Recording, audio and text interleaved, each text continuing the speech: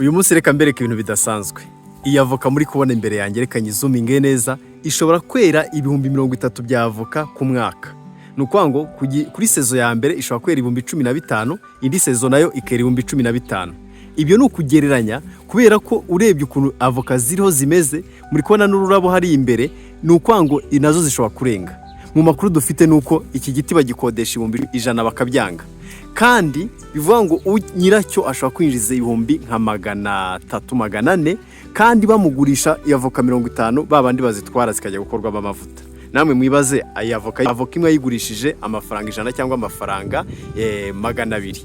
Iki giti kandi cyatewe mu 1985. Ni igiti kinini, reka nkegere murebe neza. Aha ndi kuzuminga ngo murebe avoka ziriho, ni avoka nyinshi cyane. Igiti ni kinini ku buryo ndashaka kwegera agronome se numubaza, kuko ibi bintu ni ibintu bitangaje. Hari abantu tuya tugira ngo avoka ntishobora kuba business, nkuko nabivuze tuzayinjira imuzi n'ubu nicyo turi gukora kugira ngo twerekane nk'igiti kimaze imyaka myinshi uko kiba kimeze.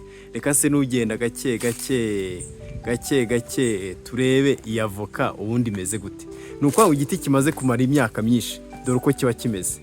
Murebe uruti uko rumeze, gifite nk'umubyimba wa metero 3 z'umubyimba wacyo. Iri ni ishami rimwe, reka se no werekana irindi shami. Iri ni irindi shami. Reka tugende hejuru murebe ukuntu kimeze. Nukwango hariho amashami menshi cyane. Ibi ni ibintu bitangaje, sinazi ko hakibaho ibiti nk'ibi ngibi. Bivuga ngo uhinze igiti ukakireka imyaka nka 40, nuko cyazaba kimeze.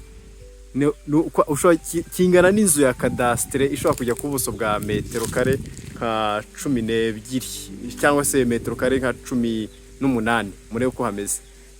Dore hano ndi kuzenguruka kugira ngo turebe iki giti kingana gute. Murabona ko ari kinini cyane. Nukuvuga ngo hano nimba uhinze igiti bimwe tuvuga siga ubuso bunini, kuko cya giti kizagandara. Kera bigusaye ko watema bimwe, kuko nk'iki giti muri kubona ko ntago hano bashyizeho inkingi kubera ko kirera cyane. Bashyizeho inkingi hano murebe kugira ngo baze batege iri shami. Agronome Ferina, uyu munsi ndashaka kuganiriza abantu ku bintu bidasanzwe. Iki giti kiri inyuma yawe ugeranje kimaze imyaka ingahe? Nandi kuba ko kimaze imyaka nka 40, byaba ari byo cyangwa sibyo? Oya, ibyo ni ukuri. Yego, usa niyegereza mikoro ku buryo uvuga cyane. Variete hasi yinjiye mu Rwanda mu myaka hagana muri za 1985. Yego. Murumva ko gishaka kuba kimaze imyaka 40. Yego. Ibaza imyaka 40 igiti kikera. Ugiye kubara amamiliyoni gisarurwa yaba ari menshi. Aha ngana ndi kumva bavuga ngo iki giti gishobora kuba cyasarurwaho nk'ibihumbi 400 ku mwaka. Ibyo ni ukuri. Kuko iki giti kuri sezimwe murabyibonera namwe.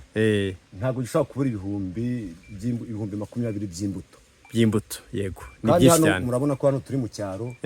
Akavuka kamwe gashobora kuhagaragara hagati ya 50 n'100. Yego. Namwe murakuba mu byumve. Yego. Mwanarebye neza mubona ko hariho urundi rurabo. Yego. Rurabo. Yego.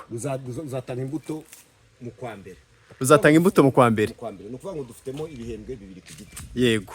Iki giti rero ni ukuvuga ngo kirakamwa mpaka umwaka ushize undi gataha. Nuko nkoresha n'akajambo gukamwa. Kirasarurwa gikamwe umwaka ugashira wose. Murabibona hariho imbuto ntoya, hariho inini, hari zigeze gusarurwa, hari nizo basaruye. Ntago giteka. Uziko nuko ngo biriya tujya tuvuga hari ibintu abantu batazi. Murebe iki giti, murebe iri ni ishami ndi kubereka. Murebe ishami uko ringana. Reka ndigende murebe uko ringana. Bivuga ngo za business tuya tuvuga, hari business ushobora gukora ikaramba. Iyi niyo business. Nimba iki giti kimaze imyaka 40 kikaba kera gutya, ibaza ufite ibiti 10, wawe ufite amafaranga angana iki? Nuko ngo rero business nziza nibyo bajya bavuga, ni business irambye imara igihe kirekire. Atari uko ngo nibyaye ngo ndahita neza mu mwaka umwe. Ugategura, kuko muri iki gihe uyu muntu ari kwirira amafaranga mu buryo bworoshye cyane. Hari abantu bagiye batema ibiti ngo babitwikamo amakara. Uyu yarakihoreye, ariko nimurebe amafaranga asigaye asarura. Ibanga ni irihe rero? Ntitukihute, ahubwo tujye dutekereza kabiri. Uwatemye igiti ubu ngubu ari kwicuza. Ayarebye uyu muntu ufite iki giti ifaranga ari gukirigita. Agronome Ferina, iki giti gisubije ikibazo nabajije cy'abantu babazaga ngo avoka ishobora kwera avoka 1000. Yego. Igihumbi ni nkeya. Avoka 1000 ni nkeya.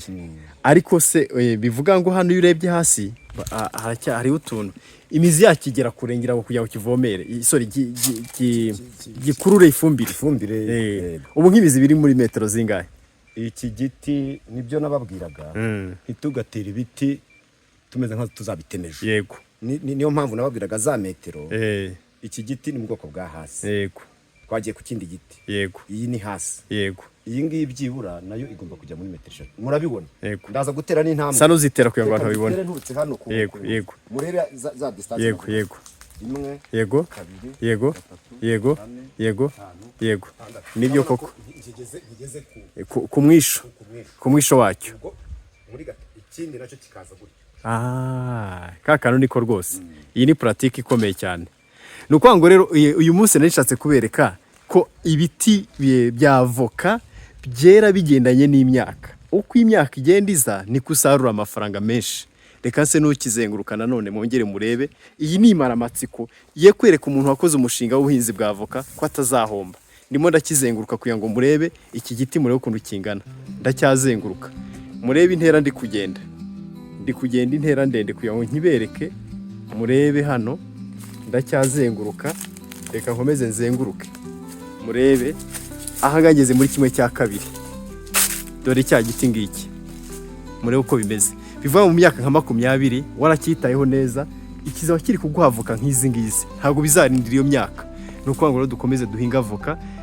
Twashatse kuyijya imuzi kugira ngo abazihinze bumve ko batatakaje amaboko, batakoze ubusa, ahubwo ko ari investment bakoze cyangwa se ko ari igishoro bakoze kizabaho inyungu mu bihe bizaza. Ntimucikoro n'ibiganiro dukomeje kubategura kuri Mr Tech Rwanda. Stay tuned.